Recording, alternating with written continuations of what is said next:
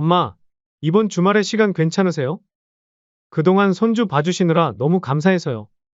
근사한 고기 한 끼 대접해드릴게요. 그래, 진웅아 고맙구나. 아버지랑 같이 갈게. 강씨 부부는 기쁜 마음으로 약속 장소에 도착했습니다. 약속 장소는 고급스러운 한우 집이었죠. 어머님, 오셨어요. 며느리의 표정은 어딘가 불편해 보였습니다. 마치 이 자리에 오고 싶지 않았는데 억지로 나온 사람처럼 보였죠. 어머님, 여기 비빔밥이 유명한데 고기보다 비빔밥이나 찌개가 더 좋지 않을까요? 고기 먹자고 불렀는데 갑자기 왜 비빔밥을 권하지 하는 의문이 들었지만 분위기를 해치지 않기 위해 아무 말 하지 않았습니다. 무슨 소리야, 여보. 고깃집이면 고기를 먹어야지. 여기 주문이요. 맛있게 드세요, 어머니. 강 씨는 미소를 지었지만 며느리의 표정이 굳어지는 것을 놓치지 않았습니다. 그날 저녁 강 씨의 휴대폰에 한 통의 메시지가 도착했습니다. 어머님, 아버님이랑 드신 2인분 13만 원 송금 부탁드립니다. 계좌 여기로 보내주세요. 아니 이게 무슨, 우리가 먹은 건 맞지만 분명 아들이 한 끼 대접한다고 해서 나간 건데 며느리는 왜 우리가 먹은 밥값을 보내달라고 하는 거지? 그래도 부모인데 밥 한 번 사기가 그렇게 어려울까? 안녕하세요. 이 사연의 주인공은 64세 강영순 씨입니다. 강 씨는 남편과 함께 서울 성동구의 한 빌라에서 조용히 살아가는 평범한 주부였습니다. 40년간 남편과 함께 작은 잡화점을 운영하며 모은 돈으로 이 집을 장만했고 이제는 소소한 노후를 보내고 있었습니다. 강 씨의 아들은 4년 전 직장 동료였던 지금의 며느리와 연애 끝에 결혼했습니다. 아들은 대기업에 다니며 안정적인 수입을 올리고 있었고 며느리는 결혼 후 퇴사하여 전업주부로 지내고 있었습니다. 처음 며느리를 만났을 때부터 강 씨는 그녀의 꼼꼼하고 알뜰한 성격을 눈여겨보았습니다. 요즘 애답지 않게 참 알뜰하네. 며느리는 매우 절약 정신이 강한 사람이었습니다. 그렇다 보니 결혼 후에는 며느리가 경제권을 전적으로 맡게 되었고 아들은 월급을 모두 며느리에게 맡기고 필요한 용돈만 받아 쓰는 형태로 생활했습니다. 아들은 회사 점심값과 교통비를 제외하면 거의 쓸 돈이 없다고 했지만 강 씨는 그저 젊은 부부의 미래를 위해 저축하는 모습이 기특했습니다. 아들도 조금 불편해 보이긴 했지만 아내의 결정에 따르는 듯 했습니다. 강 씨와 남편은 결혼 초기부터 아들 부부에게 여러 도움을 주었습니다. 매달 용돈도 챙겨주고 비싼 가전제품도 사주는 등 특히 강 씨는 아들보다 며느리를 더 챙겨주었습니다. 가족이 되었으니까 이 정도 지원은 해줄 수 있다고 생각했죠. 하지만 며느리는 시댁에 대한 지출도 매우 아꼈습니다. 명절이나 생신 때도 특별히 챙기는 일이 없었고 어버이날에도 형식적인 문자 메시지만 보내는 정도였고 그마저도 이제는 잘하지 않았습니다. 강 씨도 처음에는 선물 없이 연락만 하는 게 무안할 수도 있지라고 생각했습니다. 강 씨는 그런 상황에 서운함을 느꼈지만 요즘 사는 게 많이 어려운가 보다. 우리 때보다 어려운 시대니까. 하고 이해하려 했습니다. 사실 강 씨는 남편에게도 이 이야기를 꺼내보았지만 남편은 자식 일에 너무 간섭하지 말자라며 크게 신경 쓰지 않았습니다. 그러던 어느 날 아들로부터 직접 전화가 걸려왔습니다. 엄마, 이번 주말에 시간 괜찮으세요? 요즘 손주 봐주시느라 너무 감사해서요. 근사한 고기 한 끼 대접해드릴게요. 강 씨는 최근에 며느리가 취미 생활이나 친구를 만난다며 바쁘다고 할 때마다 아들 집에 가서 손주를 봐주는 일이 많아졌습니다. 손주를 보는 것이 즐거웠기에 강 씨는 크게 불평하지 않았지만 그래도 오랜만에 아들이 이렇게 식사 자리를 마련해 준 것에 강 씨는 마음이 따뜻해졌습니다. 그래, 진웅아 고맙구나. 아버지랑 같이 갈게. 강씨 부부는 기쁜 마음으로 약속 장소에 도착했습니다. 고급스러운 한우 집이었죠. 아들과 며느리가 이미 자리에 앉아 있었고 손주는 친정에 맡겼다고 했습니다. 어머님, 오셨어요. 오늘은 남편이 꼭 모시고 싶다고 해서요. 며느리의 인사는 형식적이었고 표정은 어딘가 불편해 보였습니다. 마치 이 자리에 오고 싶지 않았는데 억지로 나온 사람처럼 보였습니다. 아들이 고기를 주문하자 며느리가 끼어들었습니다. 어머님, 여기 비빔밥이 유명한데. 고기보다 비빔밥이나 찌개가 더 좋지 않을까요? 강 씨는 속으로 아들은 고기 먹자고 불렀는데 왜 비빔밥을 권하지 하는 의문이 들었지만 분위기를 해치지 않기 위해 아무 말 하지 않았습니다. 이에 아들은 깜짝 놀라며 말했습니다. 무슨 소리야, 여보. 고깃집이면 고기를 먹어야지. 여기 주문이요. 아들이 고기 한 점을 강 씨의 앞접시에 놓아주었습니다. 맛있게 드세요, 어머니. 이건 특별히 좋은 부위예요. 강 씨는 미소를 지었지만 며느리의 표정이 굳어지는 것을 놓치지 않았습니다. 식사 내내 강 씨는 자신도 모르게 며느리의 표정을 살피며 음식을 조금씩만 먹었습니다. 많이는 못 먹겠네. 나이 들면 입맛이 없어져서. 강 씨는 그렇게 말하며 식사를 일찍 마쳤습니다. 강 씨가 원래는 좋아하는 고기였지만 왠지 모를 불편함에 평소처럼 즐기지 못했습니다. 식사가 끝나갈 무렵 며느리가 먼저 카드로 결제했고 강 씨와 남편은 아들과 며느리에게 덕분에 잘 먹었다라고 말하고 집으로 향했습니다. 택시를 타고 집에 돌아온 강 씨 부부는 오랜만에 아들을 만난 것이 즐거웠다며 이야기를 나눴습니다.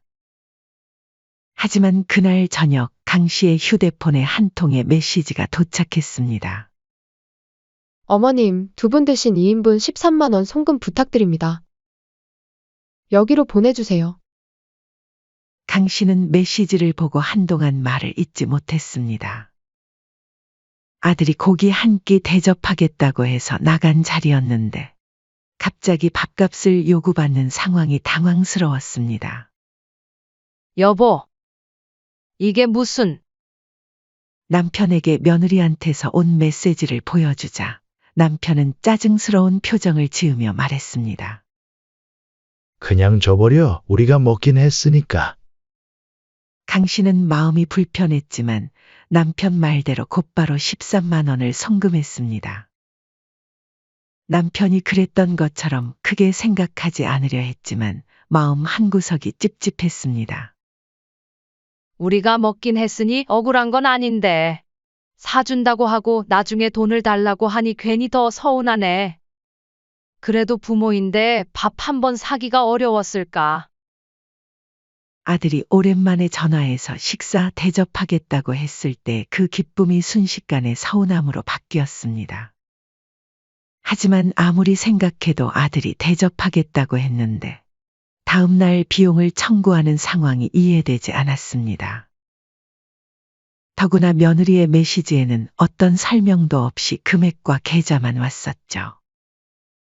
괜히 아들에게 말했다가 사이가 어색해질지도 모른다는 생각에 강 씨는 그냥 조용히 넘어가기로 했습니다.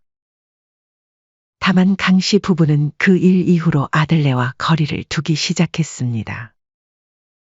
사실 그동안 여러 상황에서 서운한 감정이 있었는데 이번 고깃집 사건을 통해 아들네와의 관계가 불편해져 먼저 연락하거나 지원해주는 것을 줄이기로 마음먹은 것이었죠.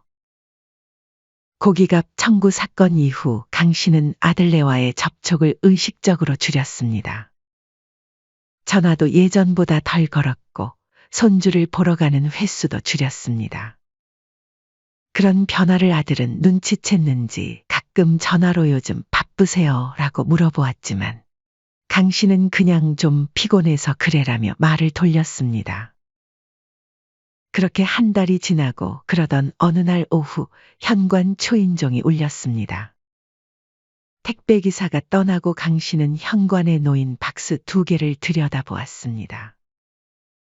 강 씨는 잠시 의아했지만 박스에 붙은 배송장을 확인해 보니 분명 며느리 이름으로 되어 있었고 주소는 자신의 집이었습니다.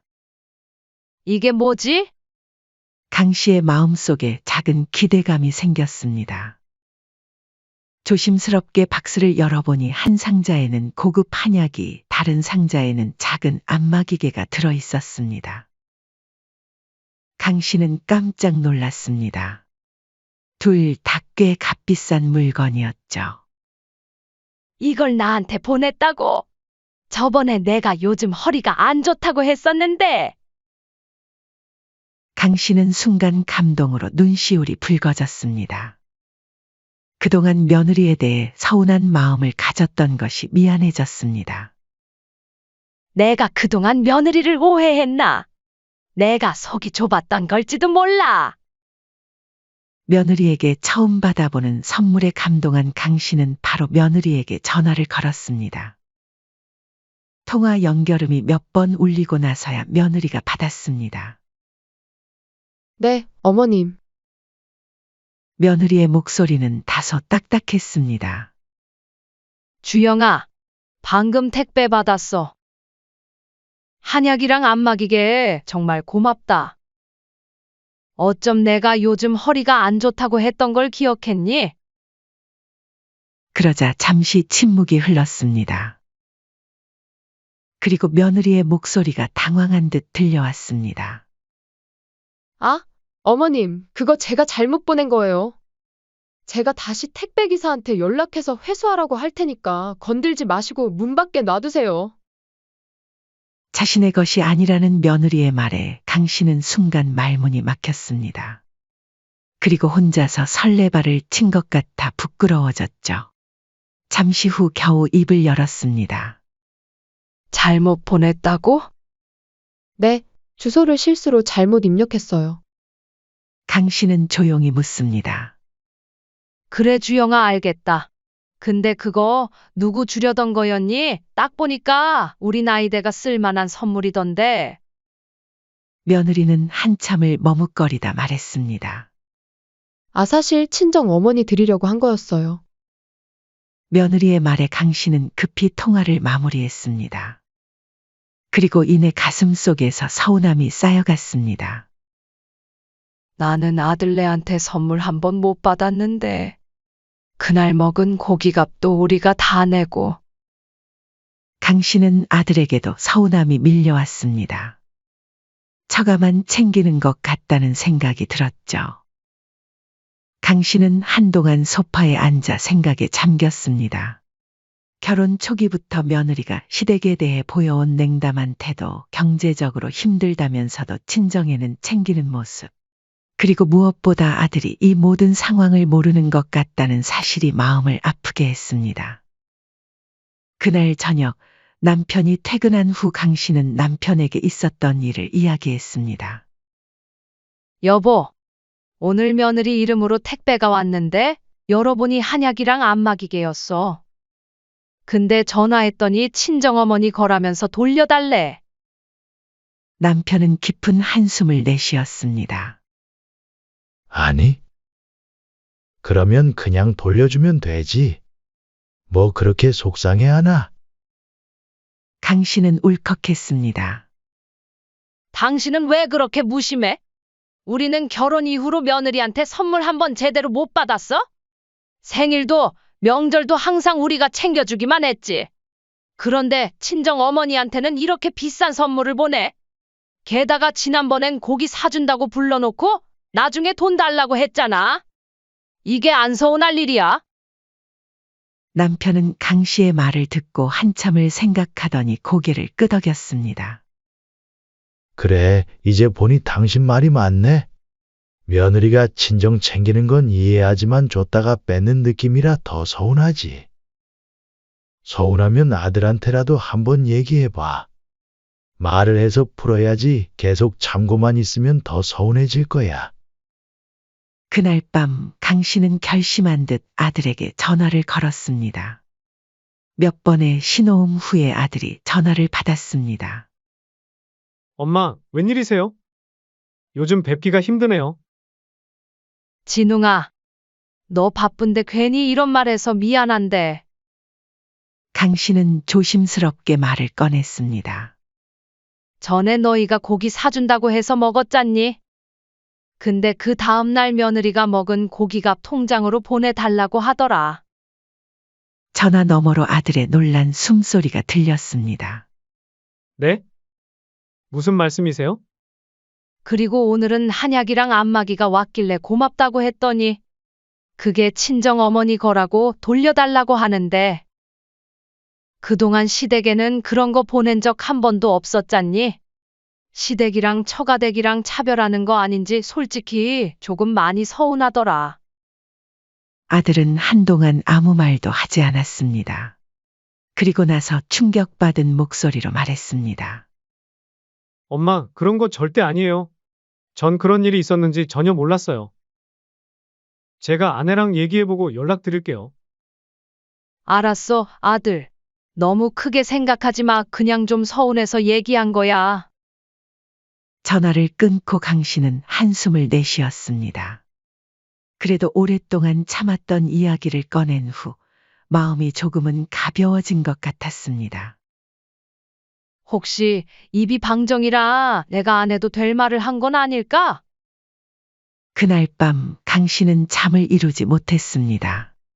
아들의 반응을 보니 이에 대해 전혀 몰랐던 반응이었죠. 혹여 자신의 행동이 괜히 며느리와 아들 사이를 나쁘게 한 것은 아닌지 고민했습니다. 하지만 한편으로는 오랫동안 쌓아둔 서운함을 털어놓은 것이 후련하기도 했습니다. 다음 날 아침 강 씨는 현관 앞에 놓아둔 택배 상자 2개가 사라진 것을 확인했습니다. 아마도 택배 기사가 와서 가져간 모양이었습니다. 점심 무렵 남편의 전화가 왔습니다. 오늘 일찍 들어갈게. 진웅이가 저녁에 우리 집에 온대. 강 씨는 놀랐습니다. 진웅이? 오늘 혼자 온대? 혼자 온대. 얘기할 게 있다나. 강 씨는 급히 집안을 정리하고 아들이 좋아하는 음식을 준비했습니다. 오후 7시쯤 초인종이 울렸습니다. 강 씨가 문을 열자 아들이 서 있었습니다. 평소보다 표정이 어둡고 피곤해 보였습니다. 아들은 거실 소파에 앉았고 강 씨는 부엌에서 커피를 준비했습니다. 잠시 침묵이 흐르고 아들이 먼저 입을 열었습니다. 어제 엄마가 말씀해주신 일, 아내랑 얘기해봤어요. 강 씨와 남편은 조용히 아들의 말을 기다렸습니다. 제가 어머니 아버지께 너무 신경을 못 썼네요. 주영이가 다음날 돈 보내달라고 했다니 정말 몰랐어요. 아들의 목소리에는 당혹감이 묻어났습니다. 이내 아들은 말을 멈추고 가방에서 무언가를 꺼냈습니다. 고급스러운 쇼핑백이었죠. 많이 놀라셨죠? 그리고 이거 드리려고 가져왔어요. 제 용돈 모아서 사온 거예요. 강 씨는 아들의 표정을 살폈습니다. 괜찮아, 아들. 너무 신경 쓰지 마. 아들은 고개를 저었습니다. 아니요. 정말 죄송해요. 앞으로는 이런 일 없도록 할게요. 그리고 이번 일은 제가 아내와 잘 얘기해 볼게요. 그날 밤 아들은 오랜만에 부모님 집에서 늦게까지 이야기를 나누다 돌아갔습니다. 강 씨는 아들이 돌아간 후에도 마음이 무거웠습니다. 하지만 곧 마음을 다잡았습니다. 적어도 솔직한 마음을 전했다는 것에 후회는 없었습니다.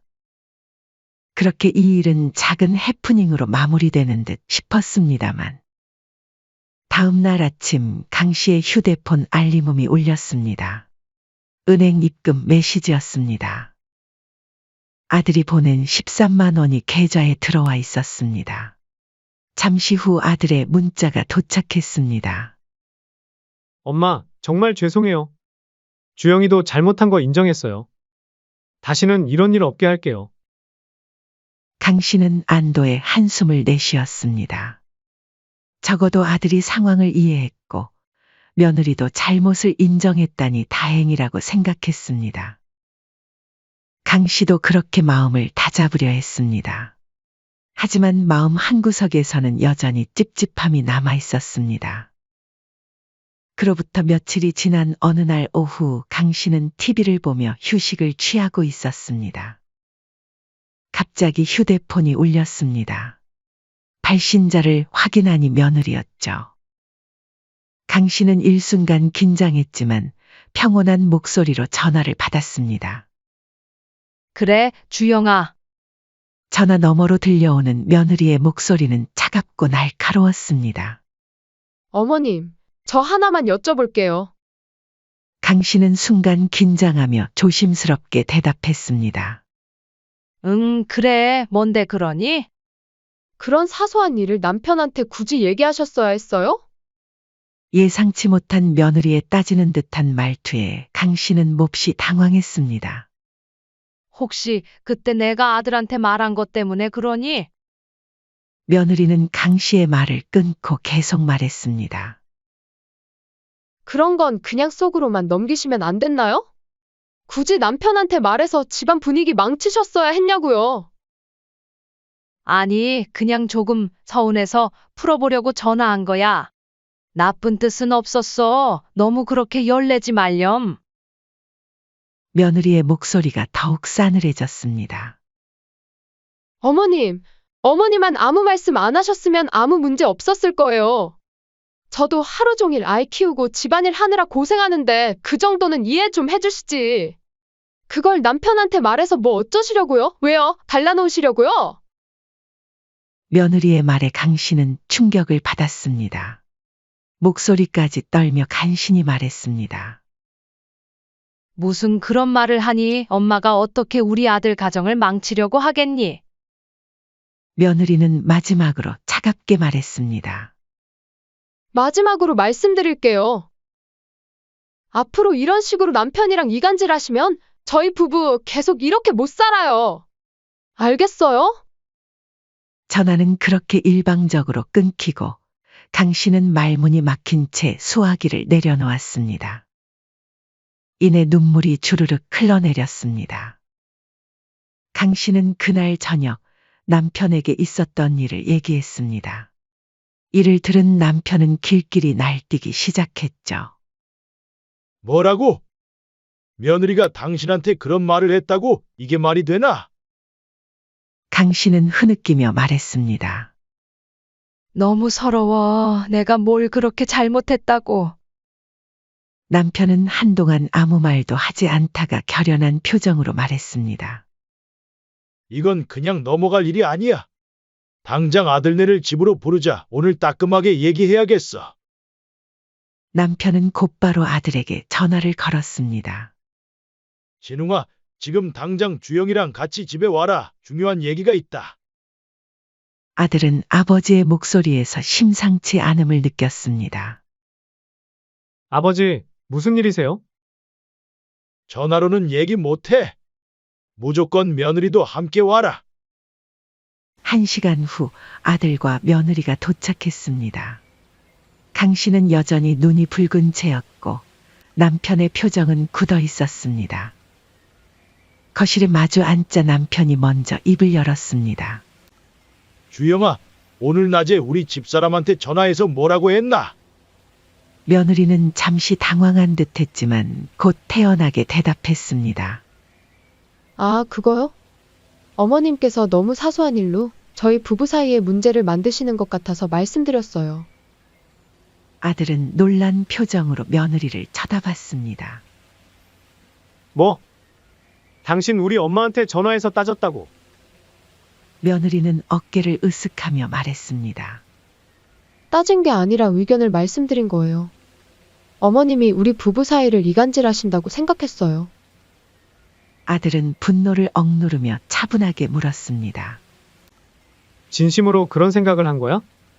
엄마가 우리 부부 사이를 이간질한다고. 며느리는 어깨를 으쓱했습니다. 나는 그냥 너무 예민하시니까 웬만하면 넘기셨으면 했다는 거지.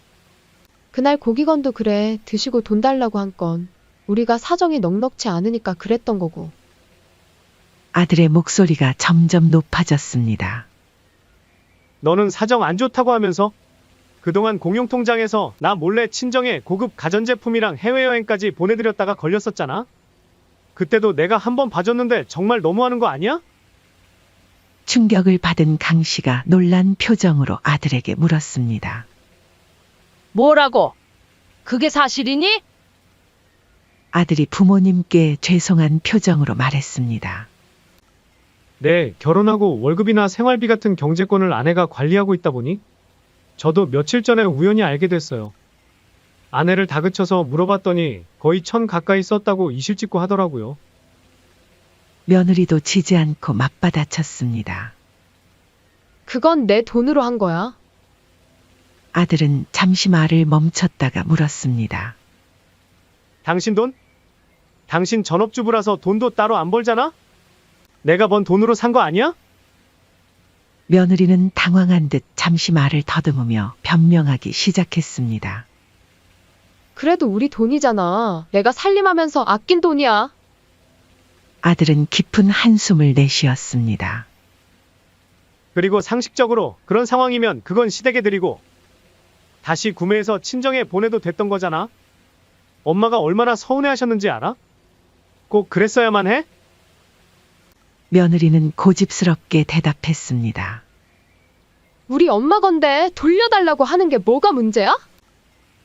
아들은 헛웃음을 치며 고개를 저었습니다. 와, 지금 그 말이 나와? 내가 시댁을 어떻게 생각하는지 이제 딱 알겠다. 아들은 잠시 침묵하다가 천천히 말했습니다. 우리 이혼하자. 며느리는 충격받은 표정으로 아들을 쳐다봤습니다. 뭐라고? 이혼? 지금 장난하는 거지? 아들은 고개를 저었습니다. 아니, 진심이야. 나 더는 너랑 못 살겠어. 며느리는 황당하다는 듯 말했습니다. 이혼까지 할 일은 아니지 않아? 겨우 시댁에 고기값 달라 한 일로 이렇게까지 가야 돼. 아들은 조용히 말했습니다. 그 고깃값에 담긴 내 태도가 문제야. 우리 부모를 무시하는 건 결국 나를 무시하는 거야. 우리 이혼하자. 며느리는 당황하며 아들을 붙잡았습니다. 여보, 진정해. 우리 아이도 있잖아. 애 부모 없이 크게 할 거야? 아들은 단호하게 말했습니다. 아이 양육권은 내가 가져갈 거야. 너랑 같이 있으면 아이도 너처럼 잘할 것 같아. 며느리는 울먹이며 말했습니다. 미안해. 내가 잘못했어. 다시는 안 그럴게. 이미 늦었어. 합의 이혼 안 하면 소송이라도 할 거야. 강 씨 부부는 아들의 결정을 말리지 않았습니다. 아들이 말이 통하지 않자 며느리는 강 씨에게 필사적으로 매달리기 시작했습니다. 어머님께 지금 당장 사과드릴게. 며느리는 강 씨 앞에 무릎을 꿇고 손을 잡으며 빌었습니다. 어머님, 정말 죄송해요. 제가 잘못했어요. 다시는 안 그럴게요. 용서해주세요. 강 씨는 차갑게 며느리의 손을 뿌리쳤습니다. 그러자 며느리는 갑자기 태도를 바꿔 목소리를 높였습니다. 아니, 제가 이렇게까지 사과하는데도 안 받아주시면 어떡하라고요? 지금 어머니가 아들 앞길 다 망치시는 거라고요. 아들이 단호하게 말했습니다. 그만해. 끝까지 반성은 안 하는구나. 내일 당장 이혼 서류 준비할 거야. 당장 나가. 며느리는 결국 그날 밤 짐을 싸서 집을 나갔고 아들 부부의 결혼 생활은 파국을 맞이했습니다. 이혼 소송을 준비하며 아들은 부부 공동 통장을 꼼꼼히 확인했습니다. 잔액이 예상보다 많이 부족한 것을 보고 의아해하던 아들은 거래 내역을 하나하나 살펴보기 시작했습니다. 이게 뭐지? 매달 100만 원씩 빠져나갔네? 거래 내역을 추적한 결과 며느리가 결혼 이후 매달 친정으로 100만 원씩 송금해온 사실이 드러났습니다. 명절이나 친정 부모님 생신에는 추가로 더 많은 금액이 나간 것도 확인됐습니다. 아들은 분노를 억누르지 못했습니다. 변호사 사무실에서 재산 분할 협의를 위해 만난 자리에서 아들은 며느리에게 서류를 내밀었습니다. 우리 부모님에겐 용돈 한 번 없었으면서 친정엔 매달 그렇게 보내고 있었던 거야? 며느리는 기가 죽은 목소리로 고개를 숙이며 말했습니다. 미안해, 용서해줘. 시댁 부모님도 챙겨야 하는데 내가 너무 이기적이었어. 아들은 차분히 말했습니다. 됐다. 너 같은 사람이랑 말이 통하겠냐? 지금까지 너가 한 행동 다 되돌려 받을 줄 알아? 이혼 협의는 결국 불발되었고 소송으로 이어졌습니다. 아들은 철저하게 증거를 수집하며 강경한 입장을 고수했습니다. 그리고 법정에서 며느리는 울먹이며 말했습니다. 저는 이혼하고 싶지 않습니다. 시어머니께 못할 짓을 했고 남편도 속인 거 다 인정합니다. 다신 안 그러겠습니다. 기회를 주세요. 하지만 판사는 아들의 손을 들어주었습니다. 며느리의 경제적 배신과 시댁에 대한 홀대가 혼인 파탄의 주요 원인으로 인정받았고 결국 재판에서도 아들이 승소했습니다. 재판이 진행되는 동안 강 씨는 조용히 아들을 지켜봤습니다. 한때는 며느리를 친딸처럼 아꼈던 그 마음이 이제는 차가운 바람만 남았습니다. 진웅아, 이젠 내가 너 자신을 위해 살아. 엄마는 괜찮다. 재판이 끝난 며칠 후 며느리가 시댁을 찾아왔습니다. 현관 앞에 무릎을 꿇고 흐느끼며 사과했습니다. 어머님, 정말 잘못했어요. 제가 너무 어리석었어요.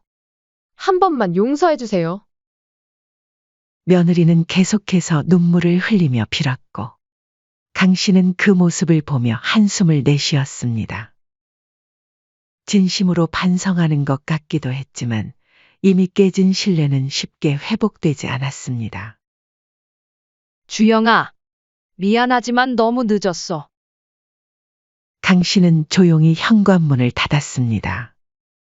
더 이상 할 말도 들을 말도 없었습니다.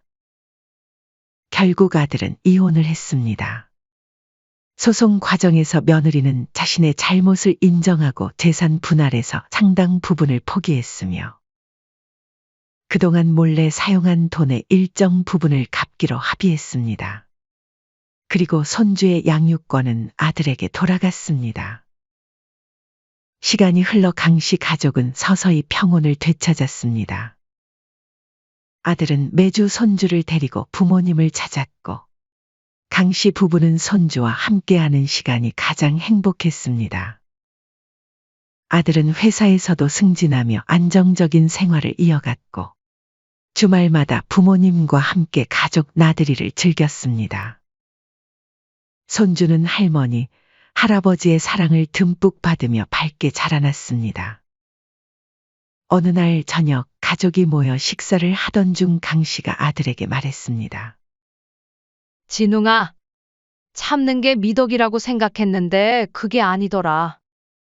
잘못된 건 잘못됐다고 말해야 해. 그리고 때 용기 있게 결정해줘서 고마워. 아들은 어머니의 손을 꼭 잡으며 답했습니다.